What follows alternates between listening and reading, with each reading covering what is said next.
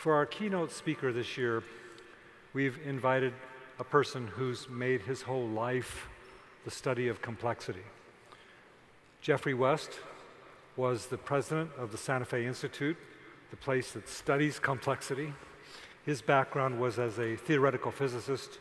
The rest, I'm going to let him explain himself. Ladies and gentlemen, join me in welcoming Geoffrey West. Thank you, Jack. Thanks a lot. Thank you. Take care. Thank you. Thank you. Well, pleasure to be here, and thank you, Jack, very much, and to Esri for inviting me to address this large and august assembly. I'm very flattered and very honored, especially having seen all the marvelous things that we've been exposed to during the day. I'm actually slightly intimidated because I'm going to present something that's quite complimentary. I'm going to present something that's very much the big picture, and I've chosen a title that's somewhat provocative and extremely challenging. And I'm going to be talking about many of the problems that have been either explicit or implicit in many of the things that have been said. And in a way, really what this talk is about is if we are going to address the huge challenges in terms of the future of the planet, the questions of global sustainability, then we really have to come to terms with a deep understanding of the dynamic of how we got here and how we're going to thread our way through the future. And that means, from the background I come from, I'm a physicist. I've spent most of my career doing fundamental physics, but from that background, developing a science of these kinds of questions means, is it conceivable that one can have a quantitative, analytic, mathematizable, computable, predictable theory of the phenomena that live on this planet, namely organisms, cities, and companies, and in particular, one of the threads that runs through it is the extraordinarily pivotal role that cities and the whole phenomenon of urbanization are playing as we speak. And I'd like to spend the first 5 or 10 minutes articulating that. What I'm going to talk about is not just the science of where, but the science of where, when, and how. And I'm coming to it, as I already said, from a physics background, but I've done a lot of work in fundamental biology. So a lot of this is inspired by ideas in physics and biology and trying to take some of those to some of these big questions. So all of us know about the exponentially expanding universe, and all of us also know, but we very rarely articulate it, that we actually live and participate in, on a daily basis, in an exponentially expanding socioeconomic universe. And I've just got some numbers up here that illustrate that. You know, when 200 years ago, when the United States was formed, and this was typical of most countries, it was overwhelmingly agricultural and rural. Less than 4% was urbanized. We've now, we crossed, on the planet, we crossed the halfway mark just a few years ago. The United States has become over 80% urbanized, and the planet itself is moving towards that 70–80% number by mid-century. If you simply average that over the next 30–40 years into mid-century, that is equivalent to urbanizing over 1 million people a week. It's close to 1.5 million people a week, and that is equivalent to making a metropolitan New York area, 15 million people, including all the infrastructure and all those new people, every couple of months, inextricably from now to mid-century, or the city of San Diego every week. And that's what we're living in. That is an extraordinary phenomenon, and it means an extraordinary stress on the availability of energy, resources, everything from water to concrete to titanium, to copper, you name it. Everything is an extraordinary challenge to provide all of that. But perhaps in the end, one of the greatest challenges is the extraordinary stress on the social fabric. Another metric that I'm sure many of you are familiar with is that China, which was very slow to urbanize, crossed the halfway mark just a few years ago, but is rapidly catching up, is on fast track to catch up, building 200 to 300 new cities in the next 15 to 20 years, each in excess of 1 million people. That's just China. We have Africa, we have India, we have Latin America, et cetera, et cetera. So it's not surprising that, you know, when you look at the Earth at night, it glows now. It glows with these night lights from all this extraordinary urbanization. When I was a boy, 60 years or so ago, that map like this would have been dull. There would have been points, of course, but dull. But the thing is now growing. There's this extraordinary, beautiful filigree, this kind of virus that's taken over. And that, again, is a manifestation of the extraordinary rate at which we have grown in population. Once we emerged from being hunter-gatherers, became sedentary people, forming communities, ultimately cities, and we started to grow rapidly, but truly rapidly following the Industrial Revolution. And again, you can see this, on this scale of the period over which we've been social animals, we have expanded at this amazing rate. And of course, that is all intimately related to this marvelous discovery of entrepreneurship, of capitalism, free market systems, and so on, which has got this paradigm that we now live in, that many of us are privileged to enjoy, the standard and quality of life that comes from this by this idea of open-ended growth, which we will address towards the end. So this extraordinary phenomenon of urbanization leads us to the idea that, of course, the whole fate of the planet, in terms of human beings at least, is bound up with what happens to our cities. What happens in our cities determines what happens on this planet. And of course, we know why it is that cities, we have a kind of visceral feeling as to why it is that cities are so attractive, and I will elaborate on this in a moment a little bit further, but we all understand it. They're places with greater job opportunities, more access to cultural activities, to education, a more sexy, buzzy life kind of thing, and that attracts people. But all of that phenomena, all of these phenomena don't come from nothing. At the most fundamental level, they have to be supplied by energy of various kinds. Now, I'm sure everybody in this room is familiar with the most inviolable law in the universe, namely the second law of thermodynamics. And the second law of thermodynamics says that if you use energy, you transform energy to create order. You create an organism, you create a city, you create a company, anything. If you create order, then inevitably and inextricably, you create disorder somewhere else. There are, so to speak, unintended consequences.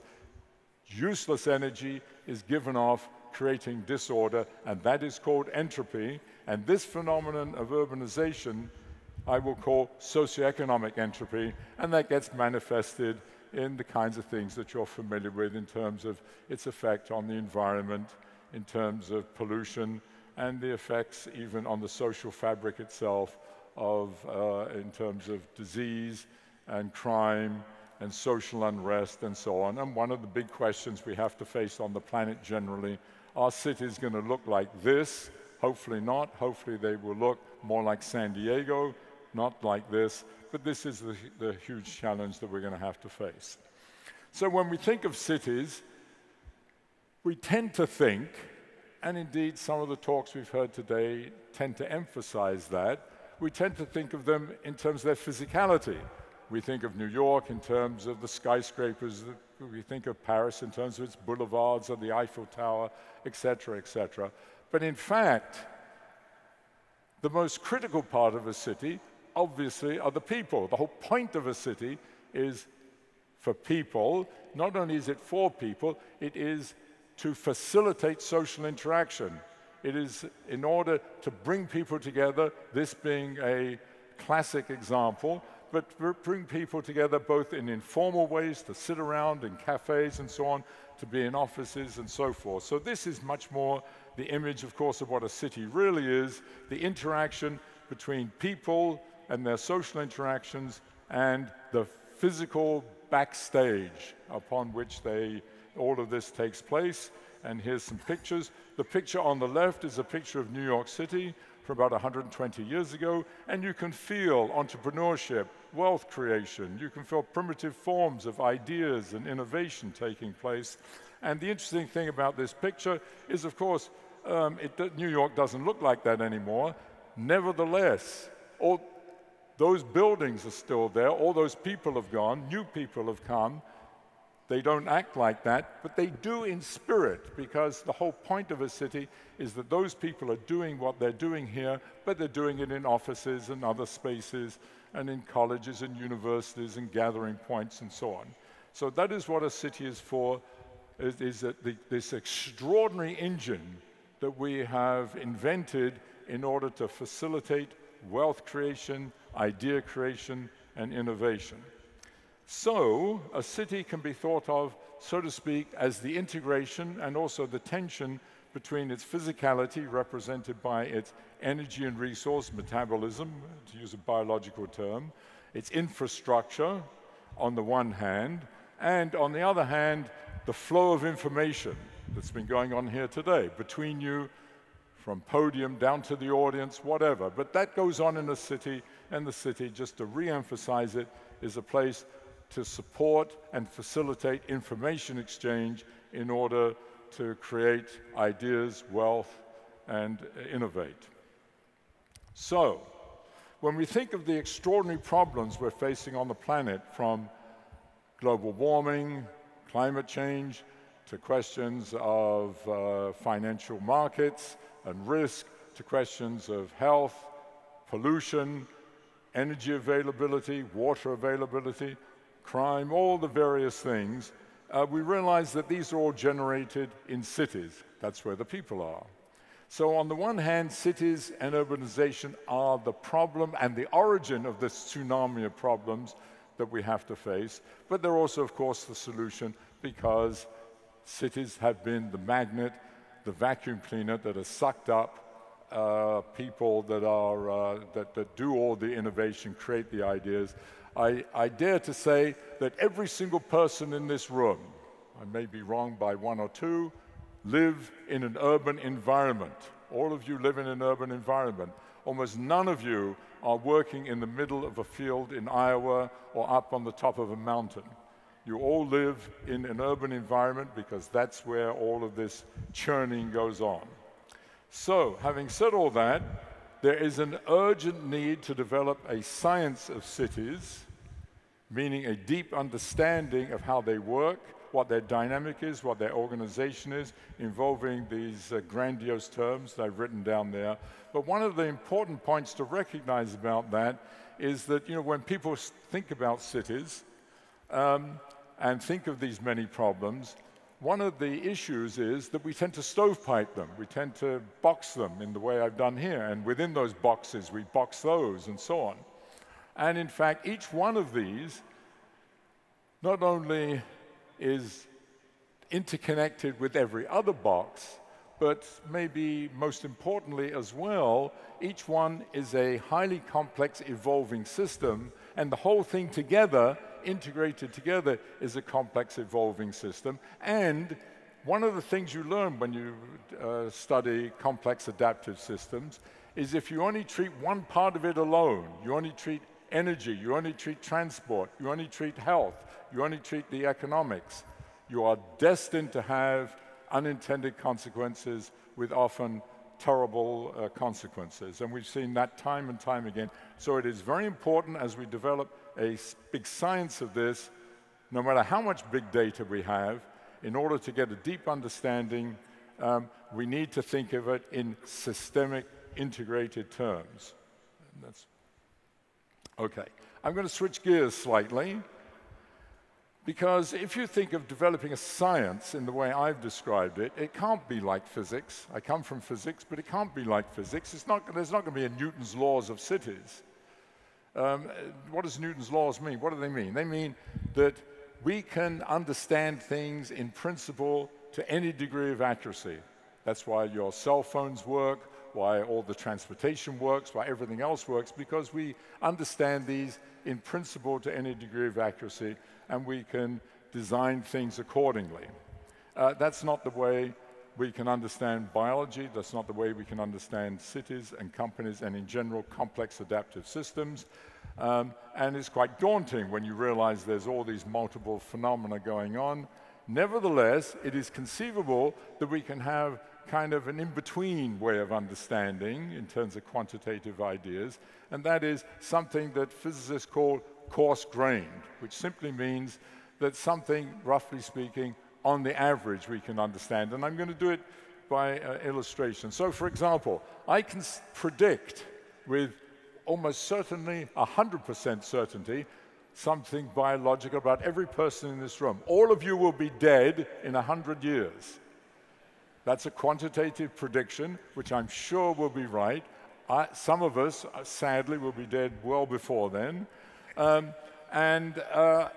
That's a coarse-grained question, and the answer would be a coarse-grained answer in trying to understand why it is that this phenomenon happens, and why it is that this is Galileo, for those interested, would die within 100 years of its birth. Or that companies, how long companies will live. Companies live typically in the United States for about 10 years. Most companies have disappeared after about 10 years. So here's a bunch of coarse-grained questions, which will have coarse-grained answers. The 100 years, why do we live 100 years, not 1,000? Or, why isn't it we don't live just 2 or 3 years like a mouse, for example? So where does this come from? Another prediction I could make, that all of you roughly will be sleeping pardon me, 7 or 8 hours tonight, as you did last night. Where in the hell does that come from? Why isn't it that you don't need 16 or 17 hours like a mouse? Or why isn't it that you can't get by with just 4 hours like an elephant, or 2 hours like a whale? Why is that? Where do these numbers come from? Okay. And to take it back to the socioeconomic, sometimes metaphorically we think of cities and companies biologically. You say, I've already said, the metabolism of a city. You have the DNA of a company, the ecology of the marketplace. Are these just sort of metaphors, or is there something deep and substantive? And if so, how do we understand then that we die, we all die, almost all companies eventually disappear, but cities seem to continue, as far as we can tell? It's very hard to kill a city. We know many examples that have died, but you can drop atom bombs on cities, and 25 years later, they're thriving. But a little diddle in the stock market, and you lose a TWA or a Lehman Brothers. Companies are fragile, cities are extraordinarily resilient. Okay, so I'm going to talk a little bit about biology. We're a mammal, and we range over a size of about 8 orders of magnitude, meaning a size scale of about 100 million, from 2 grams for a shrew through the elephant to 200 million grams for a blue whale.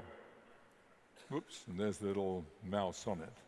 Now, they all look different. We'll sort of have things in common, but here's what's interesting.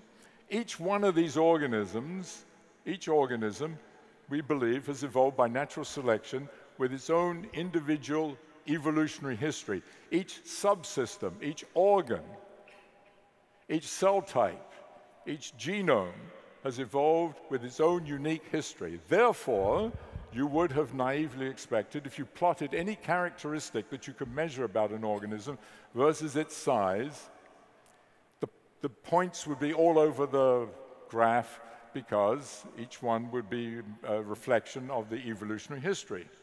Quite the contrary. Quite the contrary.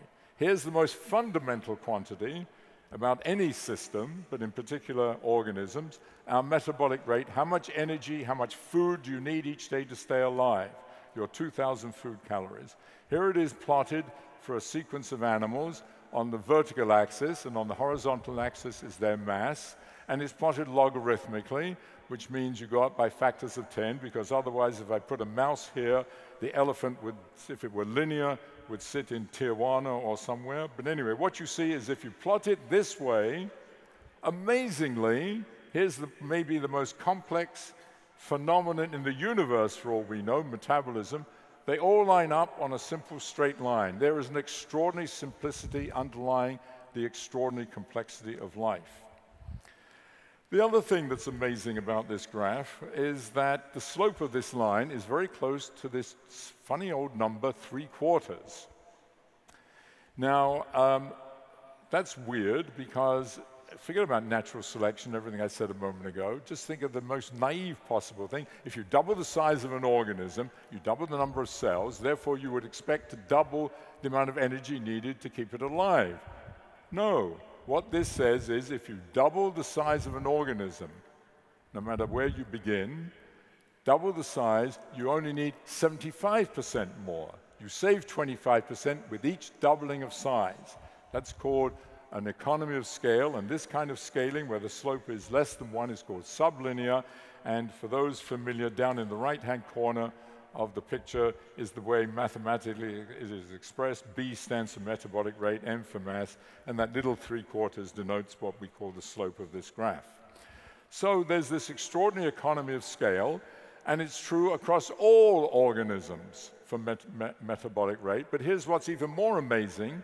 If you measure anything about organisms, anything about their physiology or life history, it scales in a similar way, a great simplicity underlying the extraordinary complexity. And here's something mundane, our heart rates plotted versus our weights for a bunch of animals, and you can see there's a nice straight line. The slope of that line is -1/4. Minus means it's going down. Here's what you think of as your brain. This is white matter to gray matter in your brain. The processing to the cable part of your brain, the white being cables, the gray being the processing part. Beautiful straight line going up, a slope of 5/4. Here's something with much more variance in it, but it's genome length versus size, and the slope of that is very close to 1/4. And what you see emerging is something else that's universal, is that when you plot all these, and I could spend the rest of the afternoon showing you 75 more of these, the slope of them all are simple multiples of 1/4. 4 is the fundamental quantity that controls all of biological life, manifested in this number 1/4. It's remarkable. Before I tell you where that comes from, I want to show you one other thing, because I happen to have a morbid interest in death and aging. Lifespan. Lifespan scales with the power of 1/4, with a slope of 1/4. That's the way I've written it mathematically here. But I just showed you that heart rates decrease with that quarter power, that quarter slope. If you multiply these two things together, the increase of the 1/4 with lifespan is cancelled by the decrease of the quarter of heart rates, so that there is no dependence on mass. So if you multiply lifespan by heart rate, it doesn't depend on size anymore. It's the same for everybody. And what is lifespan times heart rate? It's the number of heartbeats in a lifespan. It's the same for everybody. So meaning every mammal that has a beating heart, and that number is about 1.5 billion times, and there's the data. So a tiny little shrew or mouse has a very fast heartbeat, but it doesn't live very long. A whale has an extraordinarily slow heart rate, and it lives a very long time, but in such a way that we all march to the same length. So what you learn from this is that these animals, all these animals which look different, at the 80–90% level, we're all scaled versions of one another. The elephant may have a long trunk, and the giraffe a long neck, and the whale lives in the ocean, and we work on 2 legs. But actually, in terms of anything you measure about us, we're scaled versions of one another. And if you take these nonlinear scaling rules, and you scale down an elephant, for example, you will get a mouse. A mouse is just a little elephant, in fact. So where do these come from? How can it be? This is also true, by the way, of all life. This is not just mammals. This is true of mammals, plants, crustacea, birds, fish, you name it. So how come they all satisfy these scaling laws? Well, the idea is that all of them are constrained and controlled by networks, and it is the mathematics and physics and underlying principles of networks that give rise to these scaling laws, and indeed to the origin of this number 4. And I do not have time to, obviously, to go into that, and the mathematics is quite complicated, but the idea is that it is the mathematics and physics of the networks that do it. So it's these kinds of networks that you're familiar with, and so forth. So from this, you can sort of determine many other things, and I'm not going to go into it, like aging, why you age, and how long you live, and how long you sleep, and all kinds of other things. The one last thing I'm going to do in biology is talk a little bit about growth. How does growth work? Well, you eat, you metabolize, you send energy through the networks to your cells. At the cells, it maintains the ones that are there, repairs damage, it replaces ones that have died, and then adds new ones. That's what's written down there in English. You can put that into mathematics with the network mechanics in it, and you solve it. You have an equation that tells you how anything grows with time. So here's the prediction. That's that solid line, and those dots are the data, and that's for us as a rat, and you see it's extremely good. And here's one of the interesting things. The theory explains why it is you stop growing, and that is related directly to this sublinear economy of scale, scaling, and metabolic rate. So, the other thing is that this theory only has about 2 generic parameters, 2 universal parameters, which means you can take the same equation and apply it to any other organism. And here it is to a few of them. I think there's 2 mammals, a fish, and a bird there. And you can see it's pretty good. But even more impressive is what you can do, and this is very beautiful in my opinion. Even if you don't understand the theory, it doesn't matter. This is beautiful and spiritual. This one. This is that if you take the theory, tells you how to rescale the size and the age, the time, so that all animals grow in the same way. So even though there might be, I've just got a spectrum of animals on here, but a mouse and a blue whale sit on that same curve. Okay, so here's a summary of the biology. We have these nonlinear scaling laws that have this universal quarter power. There's an economy of scale. The bigger you are, the less you need per cell, per capita to stay alive. The pace of life systematically slows down. Time gets stretched out the bigger you are. The elephant lives longer. Its heart beats slower and so forth than a mouse. Growth is sigmoidal, meaning you grow quickly and then stop, and then you die.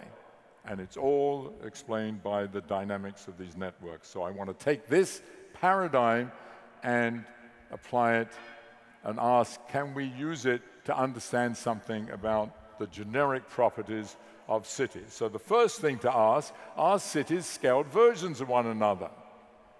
Is San Diego, where we are now, just a scaled down New York City, or a scaled up Cleveland, or a scaled up Boise, Idaho, or a scaled up Santa Fe, New Mexico, where I live? Even though they look different, they have different histories, geographies, and cultures, but so did those animals. And if they do scale, do they manifest universality? So, despite having different geographies, histories, and cultures, one of the things that might lead you to believe that there are commonalities is, of course, all cities are networks. We just saw some wonderful things about Dubai, but here's just a picture. There's a network, that's Dubai. There's transportation systems that are networks. There are all the other transportation systems. There are also electrical lines and water lines and gas lines and so on. So, and all of this is supplied by networks, so we have all this network stuff. But that, as I tried to emphasize earlier, despite the fact that that's where we think when we talk about urban planning and urban geography and so on, we think of as a city. The real city is us. is social networks, the interaction between people, and the city is a manifestation of us and a facilitator of our interactions. And that's what that background graph is to show, people interacting with each other. But there's a crucial thing about the networks, in cities, but networks in general. We tend to think nowadays of social networks as somehow up in the cloud and so forth, but we forget that every time, anywhere, any time, any way in which you interact, you have to be somewhere, the science of where. You have to be someplace. You have to be on a train, on a bus, you have to be in your sitting room, you have to be on the toilet, in the shower, somewhere you have to be in order to communicate, whether you're on a cell phone or you're talking to someone. That's the first point. The second point is illustrated by this, is that we are modular. We form groups. The most fundamental is family. After that, we have our various teams and our divisions and our departments and so on. But there is a very regular hierarchy, and that plays very strongly into the structure of cities. So do they scale? Well, here's something mundane. Number of petrol stations versus size, plotted in the same logarithmic way I mentioned for biology. And what you see is there's very good evidence of scaling.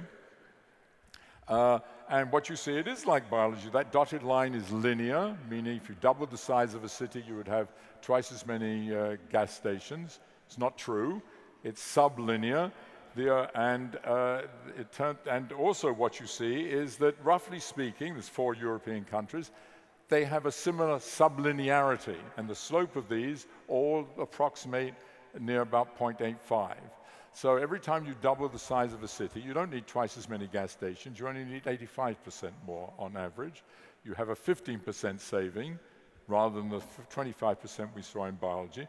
And what is interesting is that if you look at data across the planet, other European countries, United States, Canada, China, Japan, Colombia, Chile, any place where we can get data, they all look just like this, the same savings. And even more astonishing is that any infrastructure that you can measure, the length of all the roads, the length of the electrical lines, the water lines, all obey the same scaling law. There is systematically a 15% saving every time you double the size of a city within a given urban system across the globe. So that's the infrastructural side. Now, that is, and it's like biology except for the 15 versus 25. Something new is what we brought to the planet when we became community beings, when we formed communities, and we invented new things that didn't exist, maybe didn't exist in the universe before we did it, namely things like wages, things like having people like everybody here, super creative people, as Richard Florida says, professional people. And if you plot that versus size, what you see is scaling. There's more variance here, but nevertheless, what you see is good scaling. And what you see here is something not sublinear, but superlinear. The slope of these lines is not less than 1, it's bigger than 1, and it approximates 1.15, meaning the bigger you are, instead of the less per capita, the more per capita, and the more per capita by 15%. So there it is, there's wages, super creative, innovation, number of patents produced. The more bigger the city, the more innovative it is, as measured by the number of patents. The more crime per capita, the more police per capita, the more construction per capita, the more sexy restaurants per capita, all to the same degree by this 15% everywhere in the world. And here's just a panel of 6 different metrics in various parts of the world showing the same 15%. And in English, what that says is the good, the bad, and ugly come together, because every time you double the size of a city within a given urban system, on average, you systematically increase any socioeconomic metric like income, wealth, patents, all the things I've written, the good things, the bad things like disease, AIDS and flu, crime, and so on, all by approximately 15%. And at the same time, you save 15% on all infrastructure. So we gain at the individual level, and in fact we're attracted to the city at the individual level because we're very good at suppressing the bad and the ugly. But we also gain collectively 15%, so it's no wonder that cities are attractive and cities grow, and this is the underlying, this is the data reason for why. And then the question arises, as it did in biology, where in the hell do these laws come from? It's not as if in 1742 there was a congress like this in which all the nations got together and said, this is how we're going to build our urban systems. Quite the contrary again. It all happened organically, it just grew. This is what happened across the globe without interaction between Japan and Portugal, for example, even though they scale in the same way in terms of their cities. So what is it that is universal, that transcends history, geography, and culture? What transcends them is the universality of human beings and the way we interact, and it is the universality of social networks, the very things I talked about earlier, and one can build, as in biology, a mathematical theory based on the social interactions. And those social interactions are very special because it comes from a dynamic you're very familiar with. I talk to you, you talk to your neighbor, he talks to someone else, then they talk to me, and so forth, and we have this positive feedback mechanism that happens both informally and formally in the kinds of institutions we make, and that creates more things. It's positive feedback in terms of ideas, creating wealth, and so forth, and it also has other consequences that I'm going to come to in a moment, without putting that into mathematics and showing you all that and showing where all that comes from, we can still do something that is absolutely crucial in science when you have a theory, is you have to make a prediction and test that theory, so I'm going to show you one. And here it is. First of all, here's the universality of that scaling, and you can see the variance there. And what I've done is rescaled income, GDP, crime, and patents, 4 very different things, showing how they all scale in the same way. And the idea is these are all derivative and have their origins in the dynamics of social interactions, what is going on in this conference. How do we measure that? Well, now it's very easy to measure it because everybody now carries, as you know, a cell phone. Everybody carries a little detector. So it's as if every molecule in this room had a little detector on it which told us how fast it was going, where it was going, who it was bumping into, and so on. You're doing that, and of course the telephone companies have that data. So from that data, you can determine how many people, how often people are interacting with each other. So we teamed up with some people at MIT who had access to this data. Billions and billions of phone calls, my God. These have to be analyzed in terms of individual cities and then plotted in this same way. And here's what happened. When you plotted them, what's plotted on the vertical axis is the social connectivity between people as detected by measuring mobile phone calls, and on the horizontal axis is the size of the city, and you can see, as predicted, it scales just like all these other metrics, strongly suggesting that indeed underlying this is the universality of social interactions, and on this plot happens to be the United Kingdom and Portugal as an example.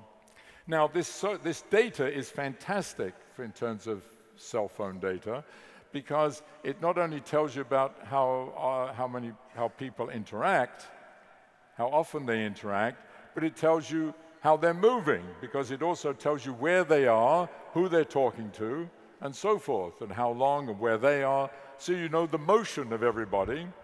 And from that, having that data, you can actually, before even looking at that data, you can make an interesting prediction about movement in city. It's kind of extraordinary. And that is that if you take any part of a city, you just take a little pixel in a city, and you ask yourself the question, how many people are coming from a given distance away at a given frequency? So how many people are coming from 10 kilometers away, once a week, once a day, once a year, and so forth. So it turns out if you assume and you realize that that people are not like molecules, which are random, almost every journey is willful. You go from your home to the office and back. You go from home to school and back. You go from home to the theater and back, home to the store and back.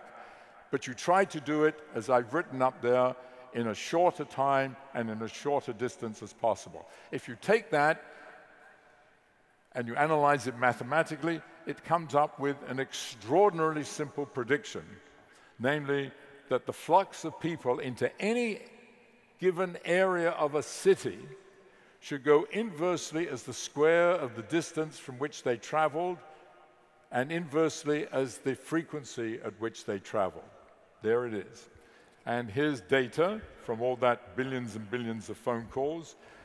This is data from 4 different continents on 4 cities, Boston, Lisbon, Singapore, and Dakar in Senegal. And you can see the dotted line is the prediction that they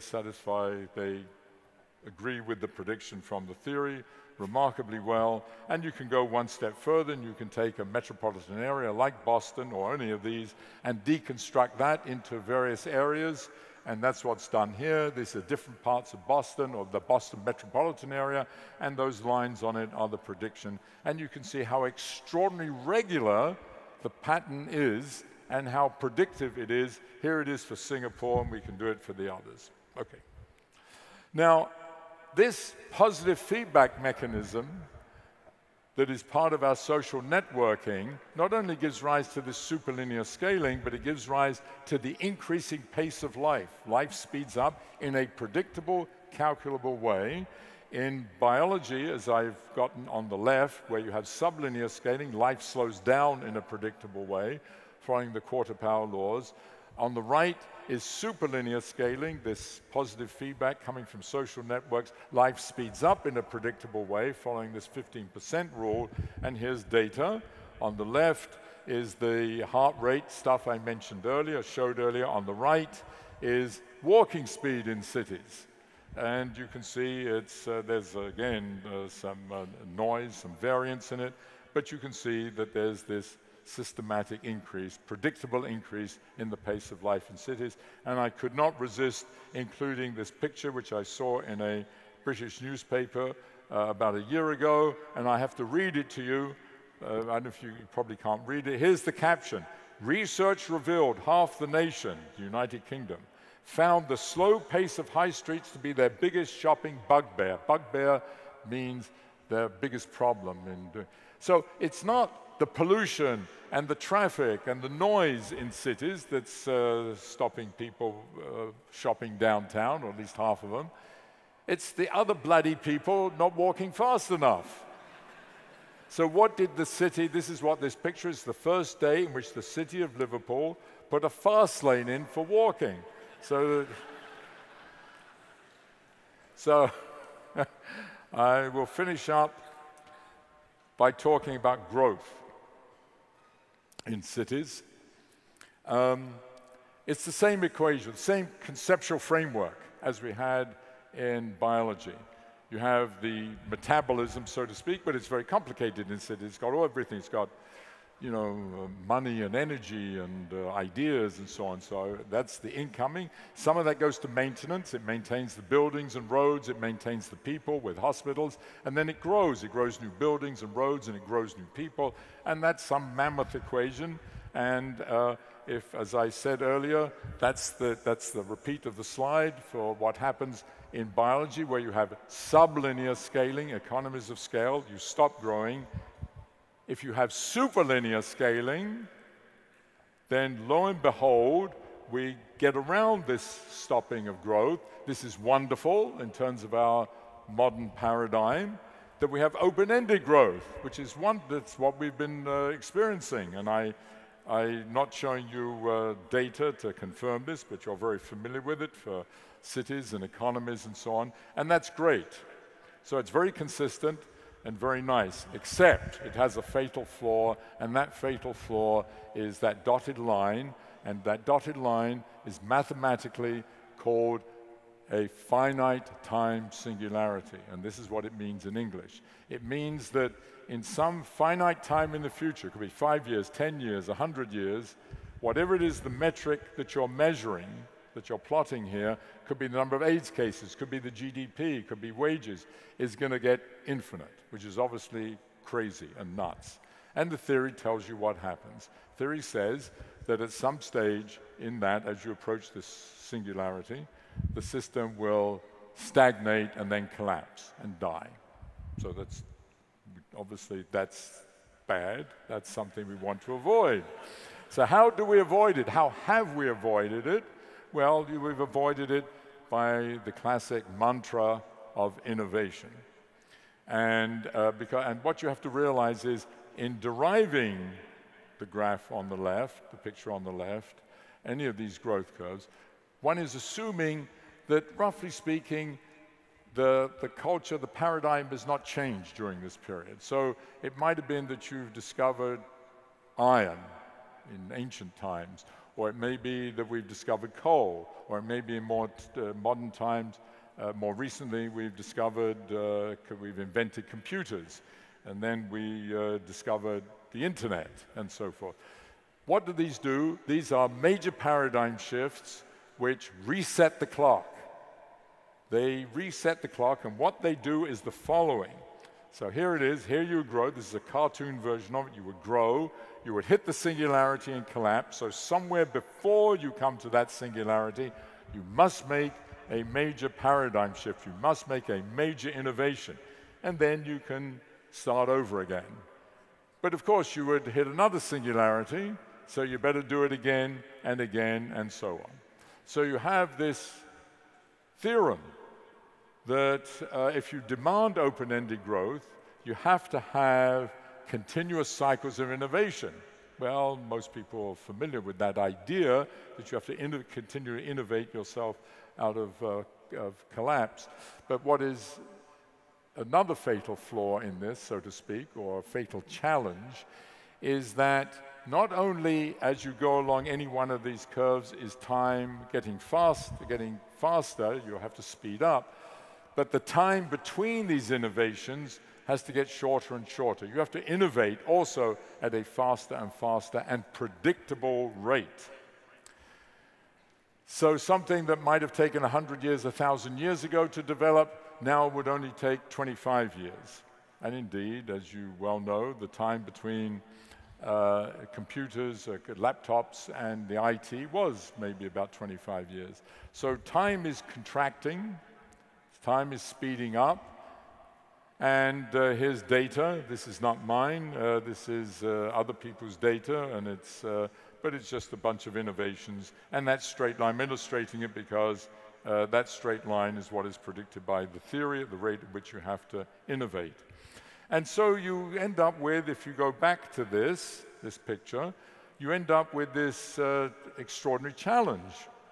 That yes, you can take the view that in order to maintain sustainability of the planet, for example, you have to make a major innovation, yes, and that's been the economic mantra, that we innovate ourselves out of all of these problems, and you shouldn't worry too much. But this says that all that is doing is postponing the problem, that ultimately you're paying the price because you're speeding everything up, and that ultimately you're going to have to make a major innovation, the equivalent to IT, every 2 years, then every 1 year, then every 9 months, and so on. Well, it's completely nuts, of course. So something has to give. And I would speculate that what we have to do, and this resonates, I think, with some of the things that Jack was saying this morning, I think what we have to do is redefine both the idea of growth, that is, instead of just having it as economic, GDP, etc., we have to think of maybe more flaky terms, possibly, but beautiful terms like happiness and contentment and quality of life and so on. We have to sort of think in those terms. But also we have to rethink about what we mean by a paradigm shift or a major innovation. It's defined in technological terms as now. That's the way all these were. But maybe what the next paradigm shift, or a paradigm shift in the future that's going to get us out of this, is a revolution in cultural and social terms, because you may recall that underlying all this is our social interactions. That is the theory that explains this, is the social networks. So we need to rethink and revolutionize our cultural values and the way in which we interact, and I will leave that. That's a whole big discussion. Actually, it deserves cheering, not just clapping. So I'm going to finish off with pointing out something to you which you may or may not be aware of. Each one of you waiting for me to finish this talk, sitting here, is operating at about 90 watts. 100 watts, that's how we evolved. That's a light bulb. 2,000 food calories a day is a light bulb. That's all you. We are unbelievably efficient. We are extraordinarily efficient. However, if you ask how much energy does each person in this room need to keep the quality of life that he and she has now, meaning you need this building, you need the cars, you need your iPhones, you need your houses, you need heating, you need cooling.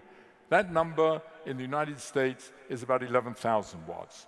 We have evolved to use 100 times more energy than we did 10,000 years ago, let alone 1,000 years ago. And that is equivalent to about, you can ask, how big an animal is that uses 11,000 watts? Well, it's a 30,000 kilogram gorilla. That's what each of us is doing. Or each of us in this room is acting as about a dozen elephants. And this is the problem. Because there's 7.5 billion people on this planet, and each one of them, in their own cultural way, wants to be like this. Each one would like to be operating at this extraordinary level. And in the very near future, on the scale of these things, we're going to have 10, 12 billion people, another 5 billion people more. And so this is an enormous challenge, and we've really got to come to terms with it. So I'm going to finish there. I'm only scratching the surface on many issues, and many of the issues I would like to have talked about, and I'm going to do something quite shameless. I'm going to promote my own book. So, and you can read all about it in that. Thank you. Where's Jack to save me? Thank you. Extraordinary, isn't it? Yes, his own book. He's going to sign it tonight in the Map Gallery. So, by the way, do you think you are a special audience that can really appreciate this work? I mean, of all the people, it's perfect. Thank you. Thank you, Geoffrey. Pleasure. Thank you very, very much. That's great. Appreciate it. Well, ladies and gentlemen, that's the end of a long and rich day. I hope it was as rich for you as it was for me.